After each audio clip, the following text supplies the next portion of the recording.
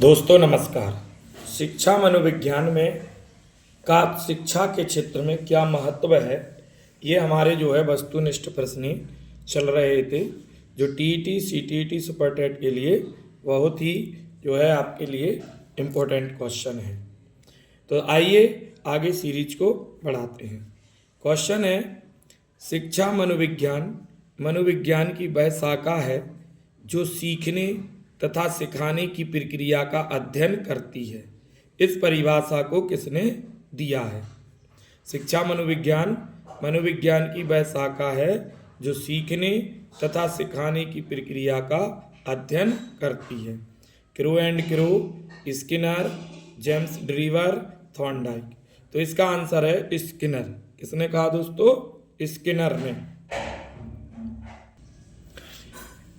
अगला प्रश्न है, शिक्षा मनोविज्ञान का अध्ययन अध्यापक को इसलिए करना चाहिए क्योंकि पहला, इससे शिक्षक को आत्म संतुष्टि मिल सके, इससे वह दूसरों को प्रभावित कर सके, इससे वह अपनी परीक्षाओं में प्रथम आ सके, इसकी सहायता से अपने शिक्षण को अधिक प्रभावशाली बना सके। तो यही इसका आंसर है। शिक्षा मनोविज्ञान का अध्ययन अध्यापक को क्यों करना चाहिए? क्योंकि इसकी सहायता से अपने शिक्षण को अधिक प्रभावशाली बना सके। चौथा आंसर राइट है। नेक्स्ट प्रश्न है, निम्न में से कौन सा विकल्प शिक्षा मनोविज्ञान की एक सीमा है?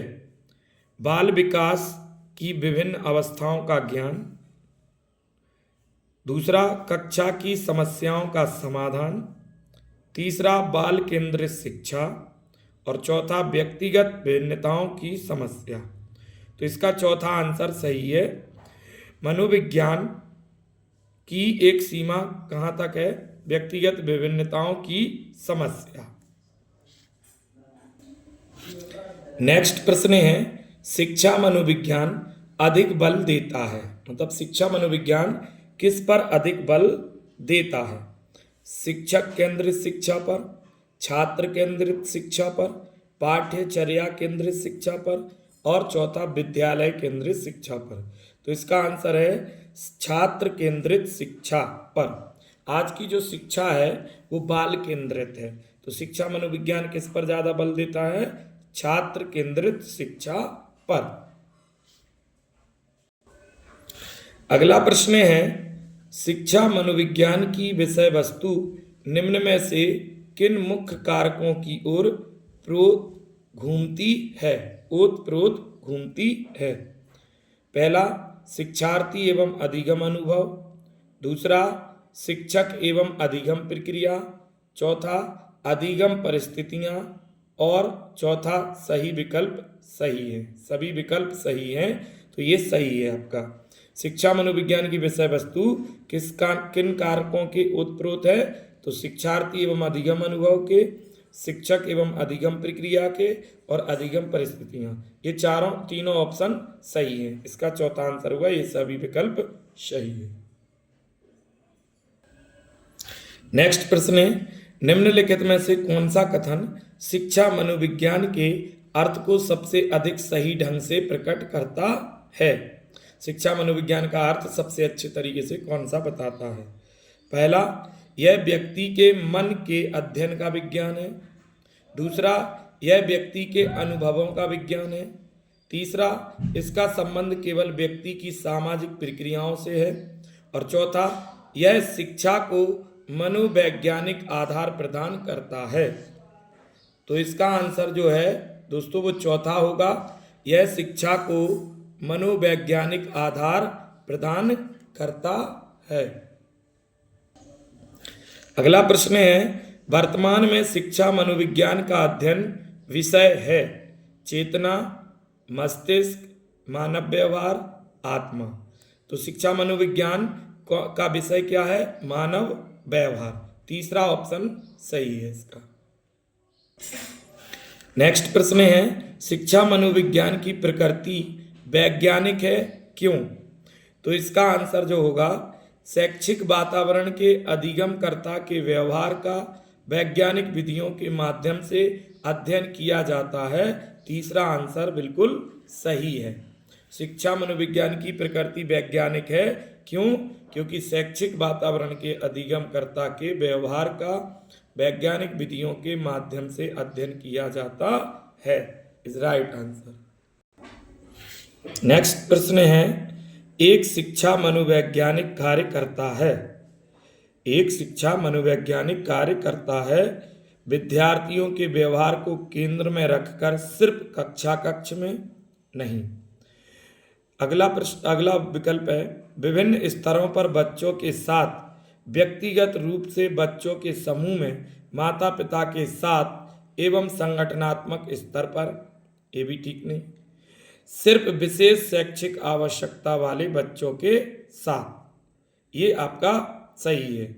सिर्फ विशेष शैक्षिक आवश्यकता वाले बच्चों के साथ एक शिक्षा मनोवैज्ञानिक कार्य करता है। नेक्स्ट प्रश्न है, शैक्षणिक मनोवैज्ञानिक डैश में अधिगम के साथ अधिक चिंतित होते हैं। शैक्षणिक मनोवैज्ञानिक डैश में अधिगम के साथ अधिक चिंतित होते हैं। औपचारिक वातावरण, अनौपचारिक वातावरण, भौतिक वातावरण, सामाजिक वातावरण। तो इसका आंसर होगा औपचारिक वातावरण।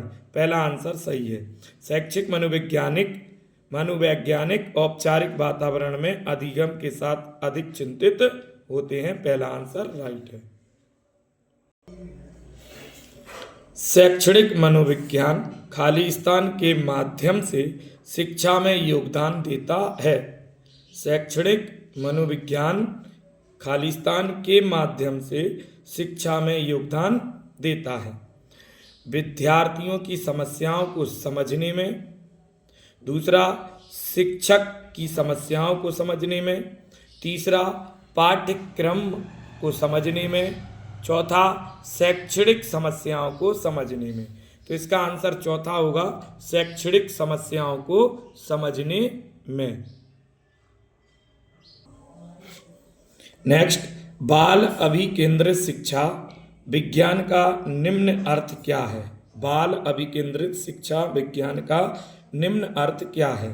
पहला, बच्चों को पूर्ण रूप से स्वतंत्र रहने देना। दूसरा, बच्चों को केंद्र में रखना और उनका अवलोकन करना। तीसरा, बच्चों की आवाज़ों और उनकी सक्रिय सहभागिता को प्रमुखता देना। यही तीसरा ऑप्शन बिल्कुल राइट है। बच्चों की आवाज़ों और उनकी सक्रिय सहभागिता को प्रमुखता देना बिल्कुल सही है।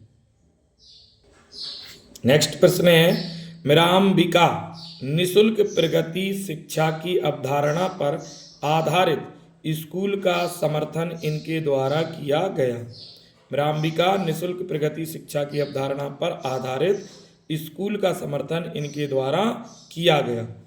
गिजुभाई बधेका, अरबिंदो, रविन्द्रनाथ टैगोर, विवेकानंद। तो अरबिंदो ने इसका समर्थन किया। मिराम्बिका निशुल्क प्रगति शिक्षा की अवधारणा अरबिंदो ने इसका समर्थन किया।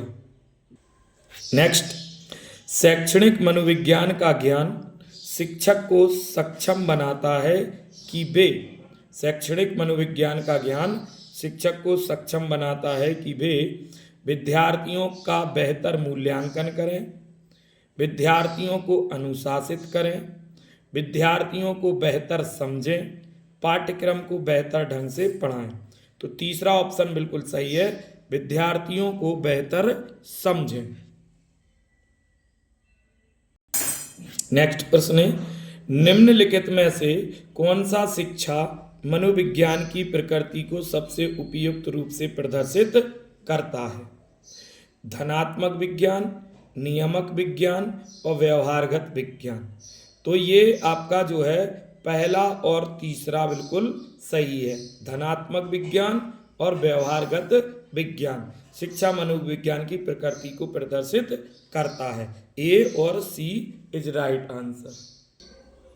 अगला प्रश्न है, निम्नलिखित में से कौन सा शिक्षा मनोविज्ञान का निहितार्थ एक अध्यापक के लिए सहायक नहीं है। पहला ऑप्शन है अधिगमकर्ता के विकासात्मक विशेषताओं को समझने में। दूसरा है व्यक्तिगत विभिन्नताओं को पहचानने में।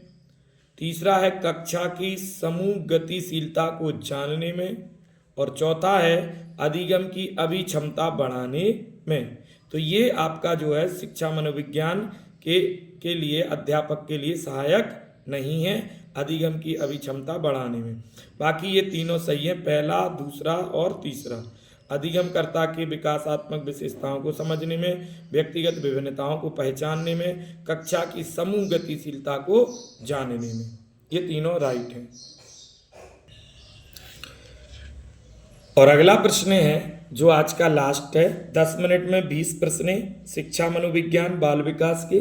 तो आखिरी प्रश्न आज का है, शिक्षा मनोविज्ञान में सीखना लक्ष्य तक पहुंचने के उपायों को निश्चित करना है। यह अधिगम की जिस श्रेणी में आता है वह क्या है? अधिगम प्रक्रिया, अधिगम की विशेषताएं, अधिगम के नियम, अधिगम के सिद्धांत। तो ये जो है अधिगम प्रक्रिया है। शिक्षा मनोविज्ञान में सीखना लक्ष्य तक पहुंचने के उपाय को निश्चित करता है।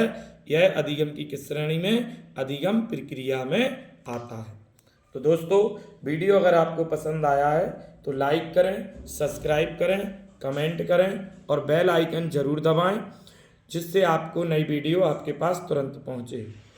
और दोस्तों, सब्सक्राइब जरूर करें, जिससे कि हम वीडियो बनाने में मोटिवेशन मिलता है। जय हिंद, जय भारत।